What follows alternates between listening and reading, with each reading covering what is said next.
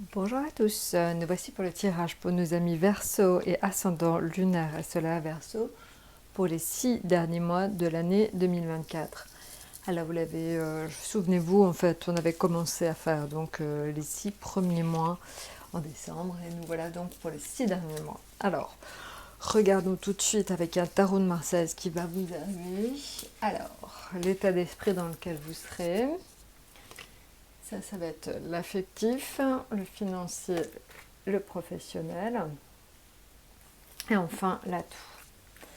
Alors, donc vous serez en maison-lieu, c'est-à-dire que vous aurez tendance à ne pas garder pour vous les choses à l'intérieur et vous aurez plutôt tendance justement à dire ce que vous pensez assez facilement aux gens autour de vous. Voilà, donc il y a une espèce de libération qui se fait, vous avez envie de vraiment pouvoir vous exprimer sur les 6 derniers mois et un petit peu quelque part aussi régler vos comptes avec certaines personnes.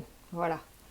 Donc ça, c'est au niveau de l'état d'esprit global pour les 6 derniers mois. Maintenant, en affectif, vous êtes en fou, c'est-à-dire une envie de liberté, une envie de souffler, une envie en fait vraiment très importante de pouvoir enfin prendre du temps pour vous, vous libérer, peut-être faire des petits voyages. Il y a cette notion très importante de souffler. Vous avez quand même beaucoup, sur les 6 premiers mois de l'année, vous avez beaucoup investi de temps et d'argent dans des projets. Et là, vraiment, vous avez besoin peut-être de souffler un petit peu plus.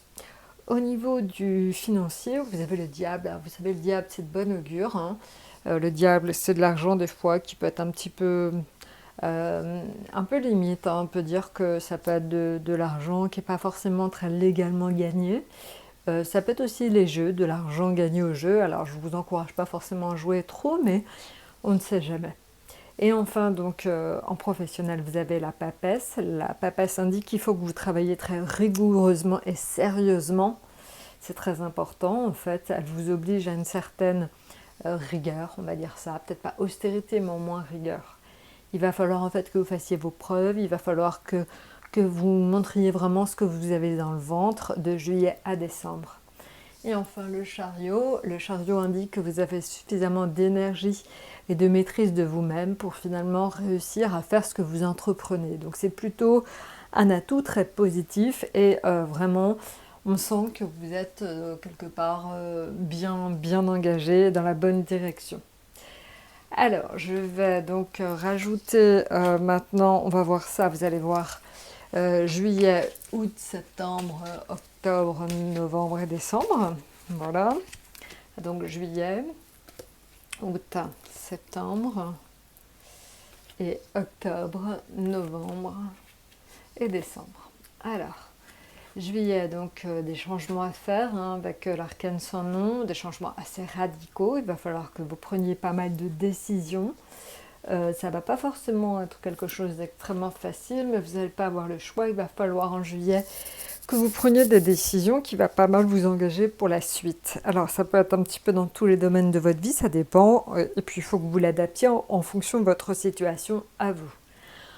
En août, on voit qu'il y aura des déplacements, une ouverture aux autres, au monde, des rencontres. Alors c'est un peu logique, parce qu'août c'est souvent la période des vacances, donc globalement pour beaucoup d'entre vous, ça va être une période aussi de rencontres amicales comme amoureuses et beaucoup de déplacements. Ça bouge un peu dans tous les sens. Voilà, en septembre, finalement, même si c'est la rentrée, vous avez envie de vous faire plaisir, vous avez envie de profiter de la vie.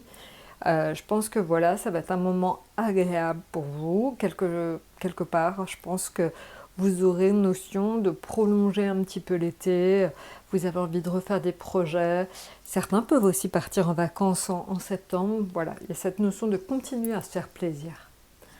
Alors, en octobre, là, un changement aussi, c'est un peu comme en juillet, il y a quelque chose en fait qui se met en place en octobre. Vous décidez peut-être de faire des travaux où il y a quelque chose en relation avec, encore une fois, une amélioration de votre quotidien. Donc ça peut être voilà, une amélioration de votre quotidien, évidemment c'est un peu en fonction de vous. Est-ce que c'est parce que vous avez envie tout simplement d'adhérer à un club de sport, quelque chose qui vous permettra peut-être vous a donné une de vos passions, j'en sais rien. Il y a quelque chose dans ce genre-là en octobre. Alors, en novembre, vous aurez un petit peu de retard. Il y aura des retards un peu dans tout, dans les paiements, des retards dans les arrivées. Voilà, donc ça va être un mois un petit peu pénible en fait, novembre, parce que ça va vous obliger à regarder les choses de façon un petit peu différente. Ça va un petit peu vous déstabiliser, donc novembre. Décembre, c'est un mois qui sera calme, un mois où vous avez envie d'avoir un espèce d'effet de cocon, vous aurez envie de vous retrouver avec vos proches, votre famille. C'est un mois où vous allez vous mettre un petit peu plus chez vous. Il y a une notion un petit peu comme pendant le Covid de rester entre soi. Voilà. Bon bah écoutez, je crois que je vous ai tout dit. N'hésitez pas donc à liker, laisser vos commentaires. Je vous souhaite donc un excellent deuxième semestre et à très bientôt.